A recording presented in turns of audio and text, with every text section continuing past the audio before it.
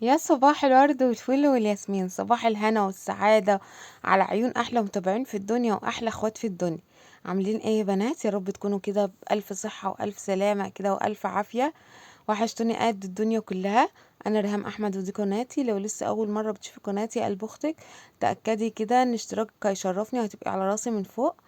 من داخل مصر ومن خارج مصر، وجودكم في قناتي ده شرف ليا. دايما كده منورين حياتي، ودايما كده في ازدياد طول ما انتوا واقفين جنبي. النهارده بقى فيديو جديد يا احلى اخوات، فحطوا احلى لايك.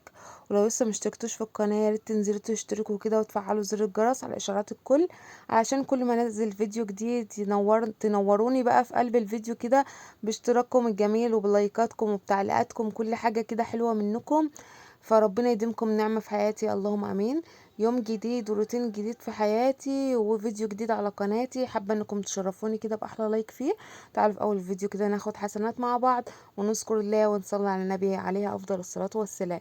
اللهم صل وسلم وبارك على سيدنا محمد، صلاة تنحل بها العقد وتنفك بها الكرب ويأتي بها الفرج. دخلت بقى على مطبخي، هنعمل أكلة حلوة قوي قوي قوي مع بعض. طبعا بقى حيرة كل يوم عند كل واحدة متجوزة كده وشايلة مسؤولية، ان النهاردة هناكل ايه. نبقى نايمين كده، نبقى لسه غاسلين المواعين بتاعة العشاء، وانتي نايمة كده لسه بتحطي دماغك على السرير تفكري في اكل بكرة. فربنا يعيننا جميعا ويعيننا على الحر اللي احنا فيه كمان. وقفة المطبخ بقت صعبة جدا جدا في الأيام دي. فربنا يجازينا كل خير، كل الأمهات كده، ويرزق كل مشتاق بالذرية الصالحة، ويرضيكم ويرضى عنكم، اللهم آمين. ويحقق لكم كل اللي بتحلموا بيه، أنا وإياكم وأمة محمد، يا رب يا رب يا رب كده. يحقق لنا كل اللي بنحلم بيه.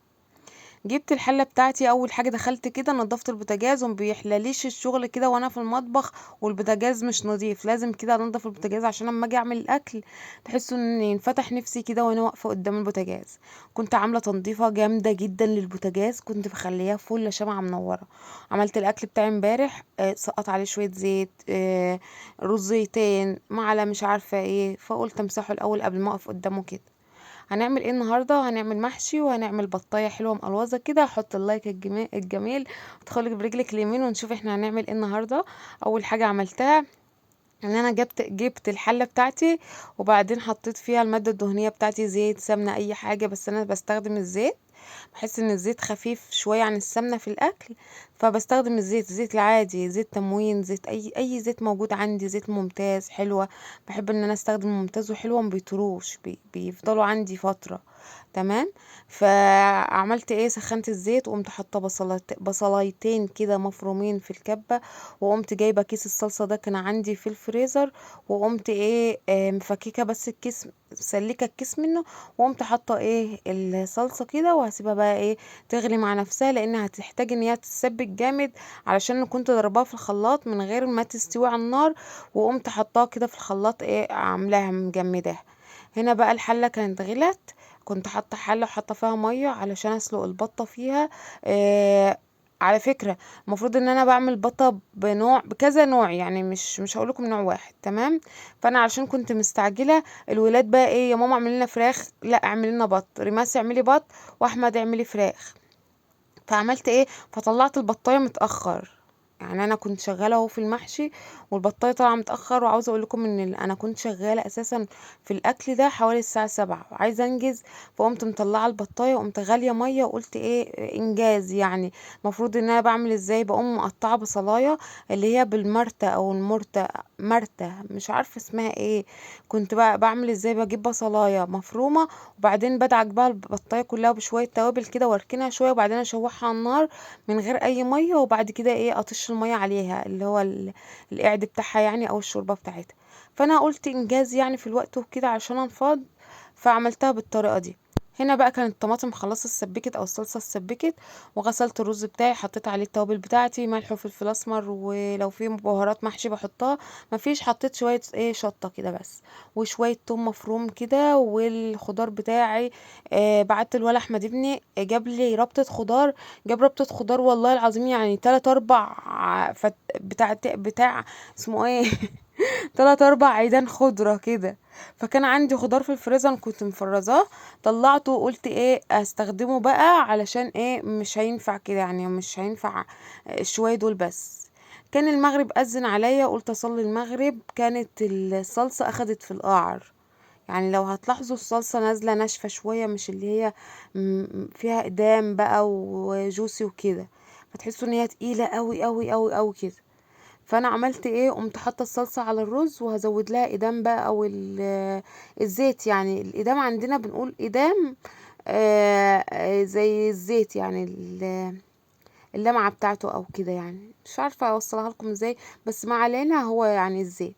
حطيت الملح وهظبط الملح بتاعي. كنت كمان مقوره شويه بتنجان كانوا عندي في التلاجة، اللي خلاني عملت الاكله دي اساسا. صاحيه بقى محتاره اعمل اكل ايه، اعمل كبده، اعمل فراخ، وصينيه بطاطس، اعمل برام رز في الوعاء، اعمل ايه. فلقيت عندي كيسين بتنجان في التلاجة، كنت جايبه كيلو في كيلو، فقلت هيبوظوا.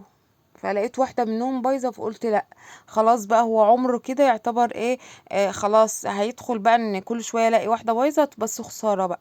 قلت اعمل حشوه بتنجان كده، اكله بتنجان بس محشي، مش هعمل اي حاجه، على الفلفلتين كده تغير طعم البتنجان. طبعا بتنجان محشي يعني فلفل معاه. فلو وصلت لحد هنا قلب اختك بفكرك، لو الفيديو عجبك يا ريت ما تنسيش اللايك والاشتراك، واهم حاجه انك تشتركي في قناتي وتتابعيني بقى، وقولوا لي انت بتتابعيني منين، داخل مصر ومن خارج مصر. وجودكم في قناتي ده شرف ليا. جبت بقى ايه يا ريهام، انت طلعت في الصاله كده ليه؟ هقول لكم المطبخ صهد صهد صهد. عاوز اقول لكم ان انا بسيح، والله العظيم بسيح عندي في الشقه هنا اول ما بشغل البوتاجاز. لا، حاجه صهد كده، الجو فظيع. فعملت ايه، قمت جايبه الرز، وقمت مطلعه البتنجان، وقعدت كده في الصاله تحت المروحه قدام الشاشه، وقلت بقى ايه، فرشت فرشه كده تحتي. الفرشه دي بتعني كتير، حاجات كتير جدا شايلاها عن السجاد. فنفعني يعني بمعنى اصح. هي ماسكه جامد درس وبتقول لكم حطوا لايك، فبقول لها لا وطي شويه عشان يشوفوكي. كانت لسه داخله من الدرس دلوقتي، طبعا الدروس بدأت وكده، فتحسوا ان الوقت بقى مضغوط من كل حاجه. كنت هقول لكم ايه، اللهم ذكرني. بتحب تاكل الرز كده طول ما انا بحشي، تاخد الرز وتاكله. فقلت لها قومي من قدام الكاميرا يا ريماس، بصي انا لما اقفل الفيديو اشوف انا هعمل فيكي ايه. بتقول لي ليه يا ماما، بقول لها الكاميرا مفتوحه، يعني انت جايه من الدرس وقعدتي قدامهم وبتقلع الجاكيت بتاع الطقم اللي هي لابساه. قلت لها واخده راحتك كده، قالت لي عادي يا ماما، قلت لها لا مش عادي، قومي. فقمتها من قدام الكاميرا وقعدت بقى احشي كده. طبعا كلنا ستات بيوت وامارات كده وشاطرات، فانا اللي باجي اعمله معاكم ان انا بشارككم يومي بس، مش جايه ان انا اعلمكم حاجه ازاي بحشي، مش جايه ان انا اعلمكم ازاي بعمل بط، لا والله العظيم ابدا. انا بحب ان انا اشارك يومي معاكم الطبيعي اللي اي ست بتعمله في بيتها. انا ما بعملش حاجه زياده عنكم يعني، مش بعمل التايهه زي ما بيقولوا، لا عادي، انا من ابسط ما يكون والله. كان عندي البتنجان ده زي ما قلت لكم كان في التلاجة، طلعته بقى قورته كده وانا قاعده الصبح، وبعد كده بقى ركنته بقى لحد لما خلصت اللي ورايا كله. وان احنا رسينا اساسا ان احنا خلاص الاكله دي هتتعمل بعد ما عملت البتنجان وقورته. فالولاد بقى لا احنا عايزين بط، لا احنا عايزين فراخ، لا احنا عايزين لحمه. فكان يعني ايه تردد في الافكار، فكانوا مشتتيني الصراحه. ففين وفين بقى على بال ما قلت لاحمد، احمد ابني مش بيحب البط قوي، فبيحب الفراخ عن البط. تحسوا ان هي لما بعمل بط القطعة بتاعته ما باكلهاش بيسيبها. فانا لازم اول حاجة اعملها في اي يوم لازم اخد رأي احمد في الاكل اول واحد، لان هو ده اللي بيدوخني. فريماس ممكن يعني تتقبل اي حاجة وتاكلها، لكن احمد مش بيتقبل اساسا البط، ومش بيتقبل اي محشي. يعني هو ما بياكلش اي محشي، بياكلش اي طبيخ، في حاجات معينة كده اللي ياكلها. يقول لي يا ماما انا بقشعر من الصلصة ذات نفسها، ما بحبهاش يا ماما، بتعملي حاجة غريبة كده. فانا بقول له حاول انك تاكل، وحاول انك تغير في اكلك وكده. فهو يعني ايه، بحب ان انا اساله على الحاجة الاول، عشان كده قعدت بقى حشيته. وهخلص الكمية كلها. انا مش هسوي البتنجان وهو نايم كده، لا، انا بعدله في الحله كده وبظبطه. بعد ما بخلص بحشي كده على السريع الاول، وبعدين بحط كله فوق بعضه في الحله كده، وبعد كده بوقف البتنجانه بتنجانه جنب بعضيها، فبيبقى اسهل عليا ان انا كل ما احط واحده تتزحلق مني وتنزل في الحله كده وما تتظبطش. وكده كنت خلاص خلصت بقى. هشيل كميه الرز، انا عارفه ان انا عامله كميه الرز ضعف المحشي، يعني ممكن احشي بيها مرة كمان. بس انا عاملة كده ليه؟ بحب ان هو يبقى موجود عندي في التلاجة، منين ما احب ان انا احشي بعد يوم يومين تاني بقوم مطلعة شوية الرز وحشيهم، بيبقى اسهل لي يعني. هنا البطة كانت غليت، بصوا اللهم بارك، جميلة جدا، يعني تحسوا ان هي مقلوظة كده. طبعا حطيت لها الفلفل الاسمر والملح والحاجات دي. هنا بقى كان مفرهضة من الحر شوية، هشوفوها شكلها بقى عامل ازاي. عامة انا سويتها وقمت سايباها في الشوربة، جيت افتح الحلة لقيتها مفرهدة بالشكل اللي انتوا شايفينه ده. تحسوا ان هي يعني ايه، من الحر خلاص جسمها فاكك. قعدنا ناكل انا واحمد على فكرة الحتت اللي هي طالعة دي اهو. بصوا، احمد بيقول لي هاتي حتة يا ماما ادوقها كده وهي مسلوقة بتبقى عاملة ازاي، علشان هو انا بعملها لهم وبحط لهم عليها تتبيلة كده وبدخلها الفرن تبقى عاملة زي المشوي.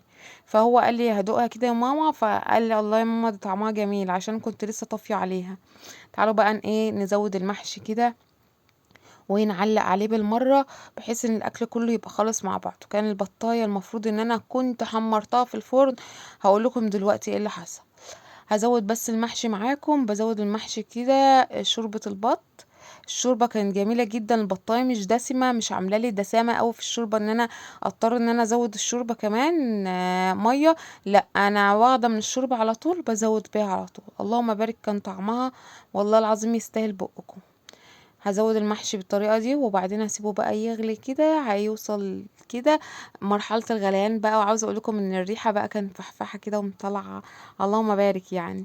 المفروض ان انا كنت ناوية ان انا احمر البطاية في الفرن بالتتبيلة اللي انا بعملها زي المشوية كده، والمحشي ده كنت احمره تمام. فالمفروض ان الاكل ده خلص حوالي الساعة 9:30، فجوزي ما جاش من الشغل او ما جاش من بره عامة غير الساعة 2 بالليل. فالولاد احنا جعانين احنا جعانين، فطبعا ايه يعني حولوا شوية محشي، اديتهم كام صباع محشي كده في طبق، وقلت لهم ايه كلوا. فجيت بقى الساعة 2 قلت مش مشكلة بقى ان انا احمر بط بقى ومش احمر بط. فقالوا مش مشكلة يا ماما، هاتيه زي ما هو كده. فانا اللي انا هعمله دلوقتي هقوم محمرة طاستين بتنجان كده، بحبه متحمر كده بيبقى عامل زي الممبار، بيديني طعم حلو كده. جربوه ان هو وهو متحمر هتلاقوه احلى من مسلوق. فانا سبت شوية مسلوق هقدمه وهو مسلوق، هناكله وهو مسلوق، شوية هو ايه متحمر. جيت بقى ان انا بعد ما خلصت البتنجان فقلت لهم خلاص بقى انا مش محمره بط ولا عامله حاجه، احنا هناكل البطايه مسلوقه كده زي ما هي. فقالوا تمام تمام. فهسيب المحشي بقى بتاع البتنجان كده يتحمر، وبكده يعني بعد ما يتحمر هقدم بقى الاكل. وبكده نكون وصلنا لنهاية الفيديو. يا رب الفيديو كده يكون عجبكم واستفدتوا منه حاجة ولو بسيطة. لو الفيديو عجبكم بقى يا قلب اختكم من جوه، متنسوش اللايك. دمتم في رعاية الله.